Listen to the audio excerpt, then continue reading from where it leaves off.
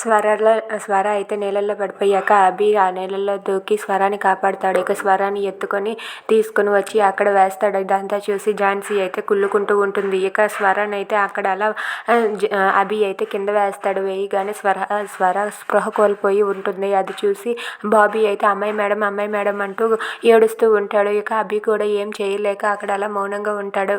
ఇంతలో అక్కడ ఉన్న ఒక ఆవిడ అయితే అమ్మ ఒకసారి నొక్కండి అంటే అప్పుడు స్వర నోట్లో నుండి నీళ్లు వచ్చి స్పృహ వస్తుంది. స్పృహ రాగానే బాబీ అయితే అమ్మాయి మేడం అంటూ స్వర దగ్గరకు వెళ్ళి ఏడుస్తూ ఉంటాడు. దాంతో స్వర అయితే బాబీ నాకేం కాలేదు నువ్వేం కంగారు పడకు బాబీ అని చెప్పి అంటుంది. ఇక అక్కడ ఉన్న ఝాన్సీ అభి అలా చూస్తూ ఉంటారు. ఇంతలో అక్కడ ఉన్న వాళ్ళు అయితే ఇదిగో అమ్మ నువ్వు నీళ్ళల్లో పడిపోతే వీళ్ళే నిన్ను కాపాడారు అని చెప్పి అభిని చూపిస్తారు. ఇక అభి సార్ తన కోసం దూకి తనని సేవ్ చేశారని స్వర అయితే చాలా హ్యాపీగా ఫీల్ అవుతుంది. ఇక బాబీ మాత్రం అమ్మాయి మేడం మీకేం కాలేదు కదా అమ్మాయి మేడం, మీకు ఏమైనా అయితే నేను తట్టుకోలేను అమ్మాయి మేడం అని చెప్పి బాబీ అయితే అమ్మాయి మేడం గురించి ఏడుస్తూ ఉంటాడు. దాంతో అక్కడ ఉన్న స్వర అయితే ఏం కంగారు పడకు నాకు బాగానే ఉంది కదా బాబీ, నువ్వేం కంగారు పడకు బాబీ అని చెప్పి అంటూ ఉంటుంది. ఇక బాబీ అయితే అమ్మాయి మేడం స్పృహ రావడంతో చాలా సంతోషిస్తాడు.